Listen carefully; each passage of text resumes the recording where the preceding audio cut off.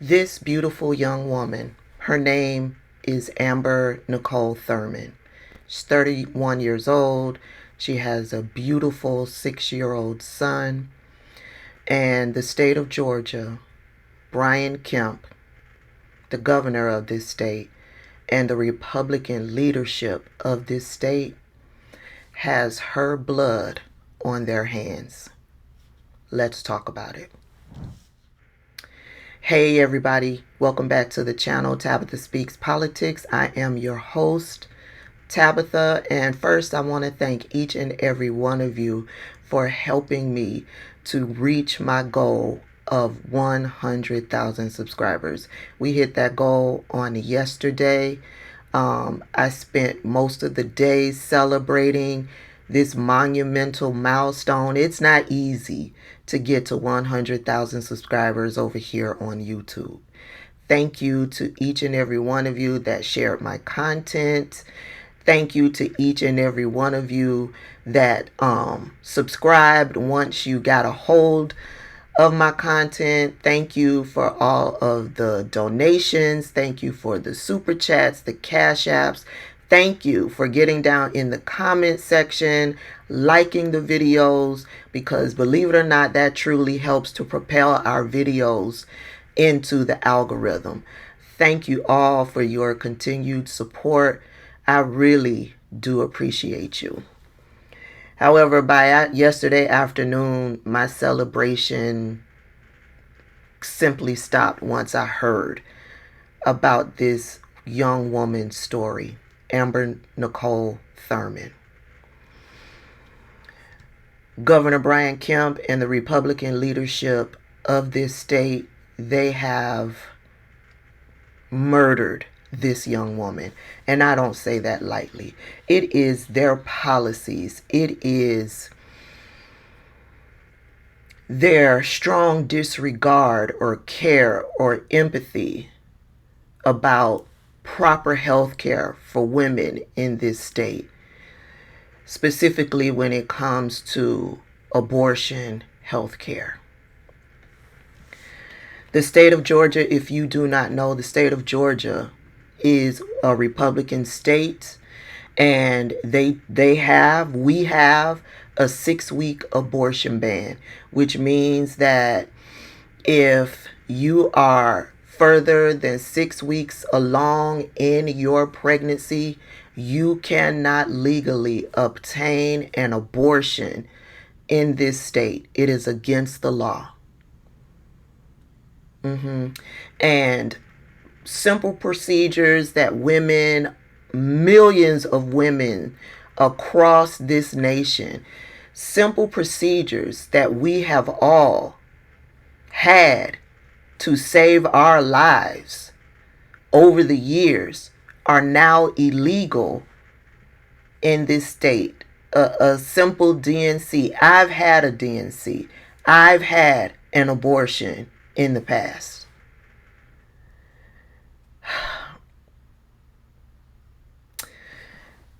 Let me tell you the story of this young woman. It is heartbreaking. It is unnecessary. It is cold.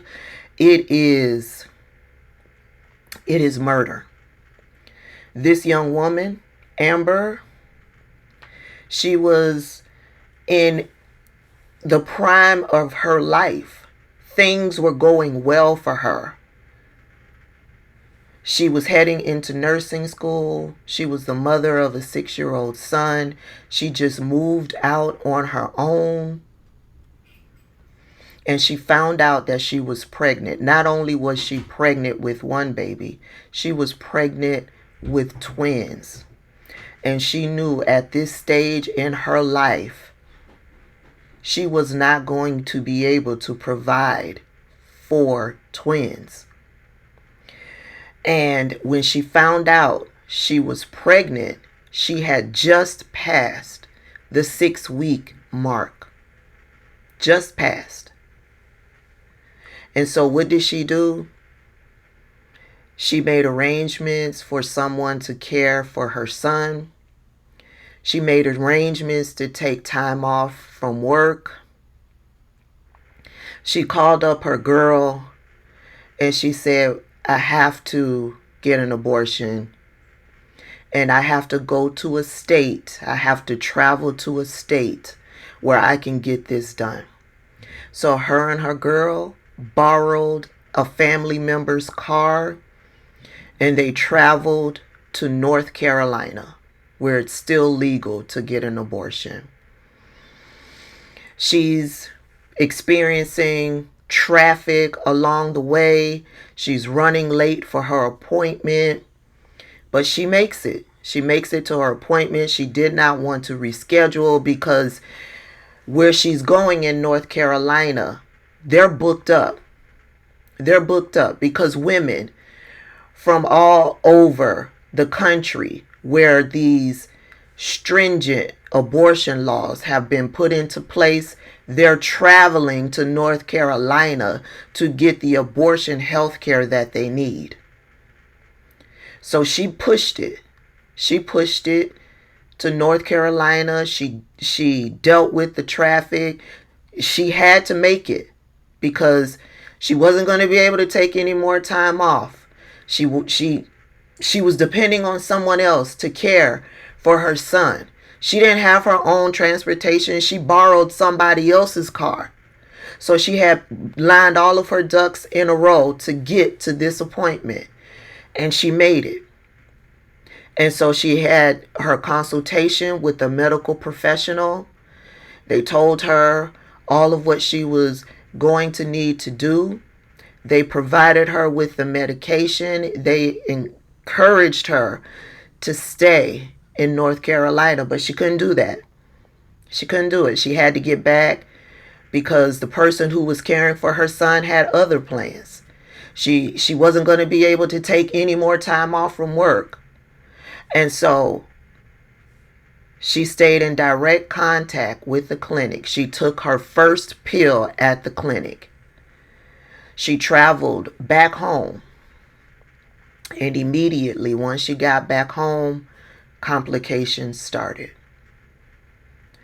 She started with heavy bleeding. The cramping was terrible.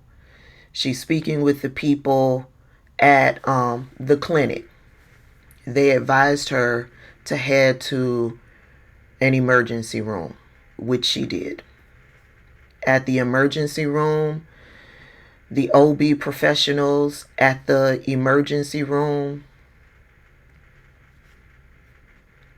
for fear of possibly being charged for providing abortion health care to her,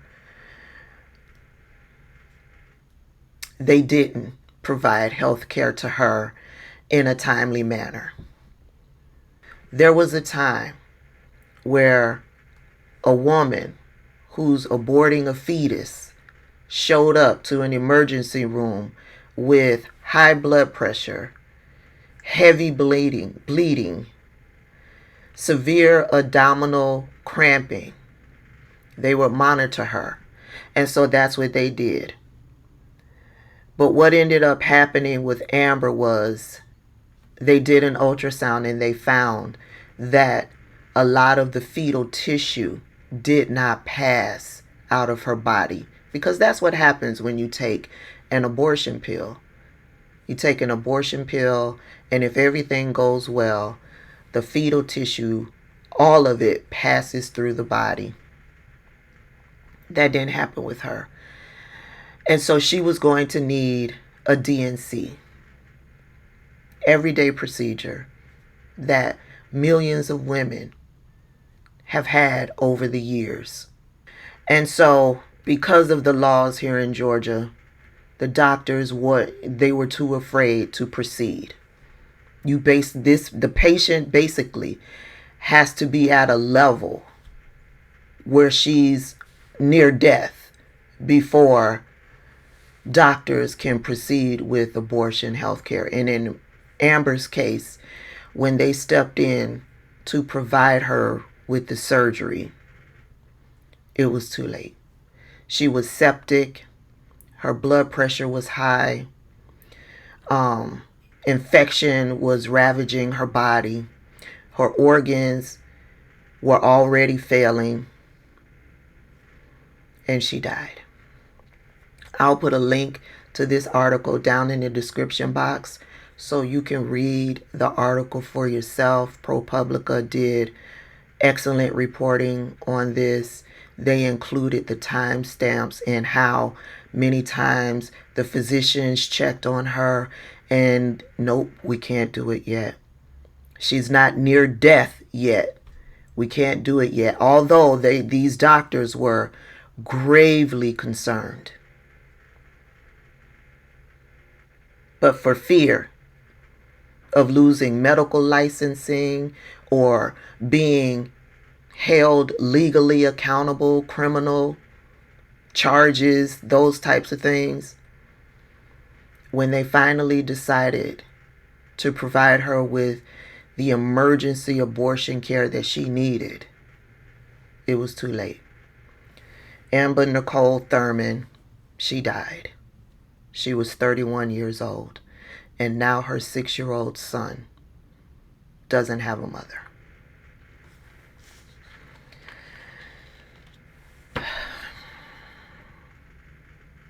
November 2024 will soon be here.